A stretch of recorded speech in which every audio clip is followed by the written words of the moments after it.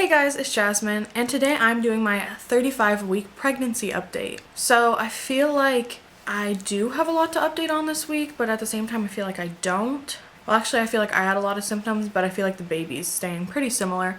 But let's get into the update. Baby is 18 to 19 inches and 5 to 6 pounds.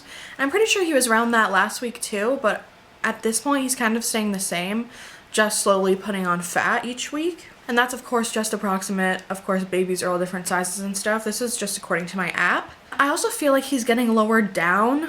I don't know if he's dropped or anything like that, but I get a lot of pressure like in my pelvis now, which I obviously had before, but now it's kind of more constant, so I feel like he might be getting lower. And then according to my app, his skeletal development is almost complete, other than obviously his bones need to harden and everything like that. And the only major organ that really needs to develop a lot at this point is his lungs, and everything else is almost done. His organs are still going to develop in the womb and out of the womb, but basically before birth, the only thing left is the lungs. And he is the size of a bunch of carrots. This is always confusing to me because these fruits and vegetables vary in size, but you know, like just a bunch of carrots. Alright, and then I had an appointment and my doctor said that he seems to be head down, but he could switch back to breech position at this point because babies can still move, but he is head down, and I can tell that he is because whenever he gets hiccups, it's always in the lower part of my belly. And a while ago it was at the top, like a couple weeks ago, so that's kind of how I can like tell the difference. So now some of my symptoms as of week 35. This week has been kind of an emotional week for me. So first, to start off, I was decorating like stuff for the nursery, and basically I made this L for Lucian out of like, it's a material that had glitter on it, and then Noah was saying how he doesn't know if that's a good idea to put on the wall above the crib because like glitter can fall down and everything. And I got so freaking upset and I just ripped it off the wall. Which at this point I'm not even upset about it because like, yeah, glitter does fall a lot. Like the material was like pure glitter. But at the moment I was like, why does he hate the L that I made? And he was like, no, I don't hate it. I really like it and I like the idea of it. It's just, and then obviously I realized like the practicality and everything. And he was probably right, but I'm pregnant and I get upset very easily. So I also feel like the baby, like just how I feel is that my baby is too small for my belly, which is probably true because, you know, the stretch marks and everything kind of prove that. But what I mean by that is I feel like he's always poking out in some kind of way. Like an arm or a leg or his butt or something is always just kind of like against my stomach, like sticking out a bit, like he's doing it right now. So I feel like it's getting really small in there. And then something cool that happened this week was that my friends like saw my belly move, which I've never seen before because every single time I try to show them, he goes away. But this time, I didn't even have to lift my shirt up or anything. My dress, I was wearing a dress and say this is my belly, and it was like raising. It was going really high out and they could see it and they were like astonished by it, and then they were feeling it, and they were very lucky because usually he doesn't do like really intense movements for a long time, but he was really going at it and they got to feel it and see it, so that was pretty cool. And then while that was happening, no one ever talks about this, but then I looked it up and some other people experienced it too. I noticed that my stomach looked like it was breathing because it was raising and like falling up and down, and it wasn't me breathing or anything, and I couldn't feel him like moving or anything like that. And apparently that can happen where his back was like you know, pushing against my uterus and my skin, and apparently it was him like inhaling and exhaling the amniotic fluid, like practice breathing, and I could see it on the outside because he was against me, and that was really cool. So something else I noticed is that my hair is growing very fast. And I noticed this because I straightened my hair, and before I didn't really, I was like, I knew it was growing and everything, but I didn't think it was growing that fast. But then I thought about when I got pregnant, my hair was like this long, probably around right there. So it's actually grown quite a bit. I don't know how much that is because I can't really tell. But yeah, I would say that grew very fast. I think it's growing probably twice the speed. So I think your hair is supposed to grow about half an inch a month or something like that, and I think it's growing a bit faster than that, like maybe a full inch or like almost an inch. Okay, so a fun update is that we moved, and I'm in the new place right now. As you can see, there's a crib here, there's a changing table and a diaper genie there because we're getting prepared and everything. But yeah, we're in a new setting, and I hope the lighting and everything is okay. But we moved, which was very good, and I'm glad that we're in like a stable, like a set place where like this is where the baby's gonna be with us, so I'm glad that we're like together now. But then it's also been hard because I'm very emotional about like moving away from my mom and brother because I've lived with them forever, and I'm really emotional about my dog actually, like a lot, and I cried about leaving my dog because I feel like even though I know that she won't, it's just I feel like it's easier for a dog to forget you than for your family to forget you.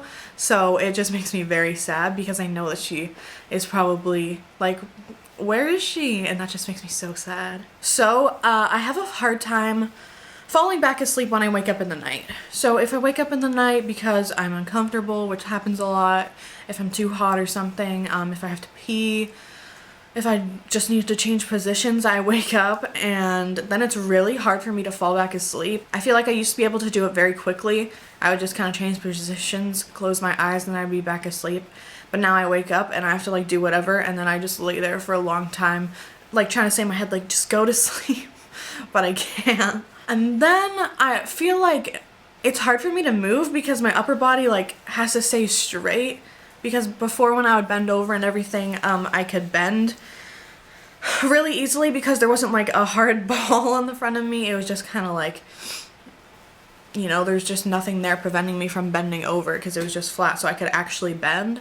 But now since there's a giant ball on me, it kind of prevents me from bending, like I'm doing it right now. But it prevents me from bending because I just can't like squash all the way down because obviously there's a baby there. It's basically like if you had like a kind of a squishy ball in your lap, it's just you want to move that so you can fully bend over, but I obviously can't move it, so I just don't bend over, and Noah has to pick things up for me a lot because I'm just physically incapable of bending. So my heartburn did get worse as the weeks go on. Heartburn has definitely been my worst pregnancy symptom. But I had a doctor's appointment this week. This is a nice segue. I had a doctor's appointment this week, and my doctor prescribed me Zantac, which is awesome because I don't have to pay for that because I get free prescriptions because I'm under 25. I think it's 25. But yeah, that was awesome that she prescribed me that, and now I honestly can't believe that I ever dealt with heartburn because the Zantac takes it completely away, and like Tums are nothing compared to actual heartburn medication, but it helps so much. I just can't believe that I dealt with heartburn for that long without taking like a real medication. And I don't like taking medication while I'm pregnant just because I know that the baby doesn't need it. So like I haven't taken like Tylenol or anything this whole pregnancy, but this is the one thing that I seriously cannot deal with. So Zantac is my lifesaver. So another thing was, obviously every time I go to an appointment, my doctor measures my uterus, and I was like 34 weeks at this appointment because my 35-week update is kind of like the week of 34 leading up to 35. So I was 34 weeks, but she said my belly was 32 still, but then she said that was fine. Like she didn't say anything about it being bad at all. She's just like, oh yeah, that's good. But then I was confused because I felt like the appointment before that, she said it was 33. So I don't know if she was measuring it wrong or if that like the last appointment, my stomach was bigger because it was hard. Because sometimes my stomach gets hard and then it doesn't like sink in, and I like do it while she's laying down. So I'm really not sure, but I do think it was 33 when I was 32 weeks. And then at 34, it was 32. That's confusing. Okay, so also when my doctor was taking my blood pressure, she was doing it for a really long time and I was like kind of nervous, and then she took it off and she said that my blood pressure seemed high the first time, and then she said, oh, but she did it a second time and it seemed like it was fine. It was just that it seemed a bit high the first time she took it. And then I was like kind of concerned about that, and I wanted her to take it again. But if she thought it was fine, then that's okay. I guess at the next appointment we'll see where it is, because I do know that when I get my blood taken, something about me, I just get like, I don't know, I feel like my heart rate just goes faster.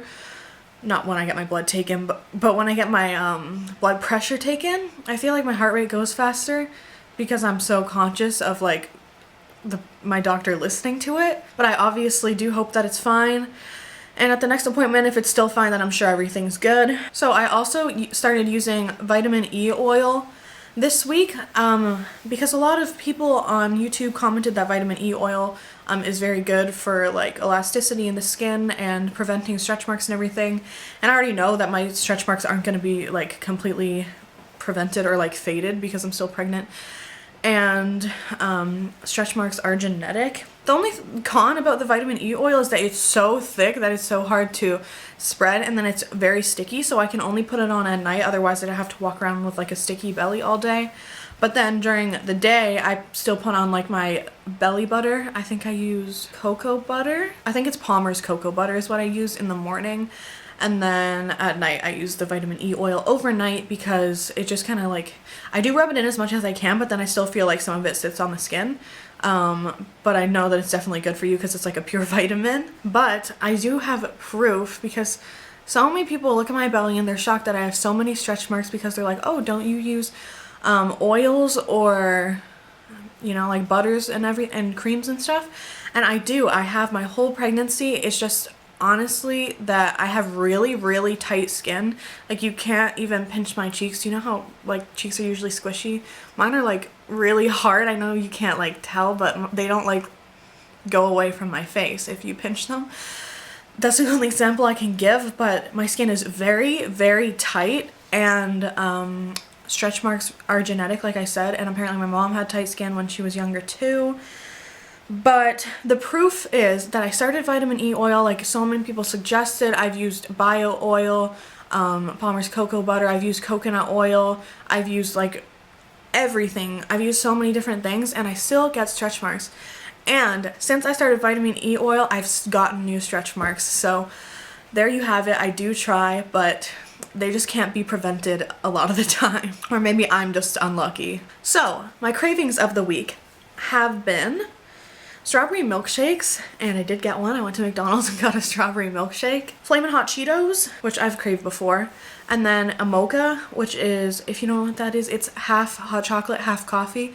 And I got one at Tim Hortons. I got a decaf one. And then juice. Honestly, just juice of any kind. I've just been craving like the sweetness of juice. Because I've been craving water like this whole pregnancy, and this is the first time that I've actually like cared about juice really, but I have been craving juice this week.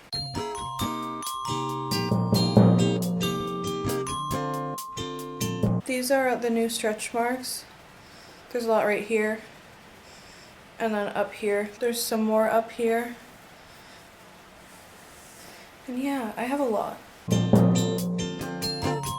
But yeah guys, I do hope that you enjoyed this week's update. I hope that it wasn't too long. I know sometimes that these can be very long, but I think that people tend to enjoy these. And I really like keeping you guys up to date on what's going on with me and the baby.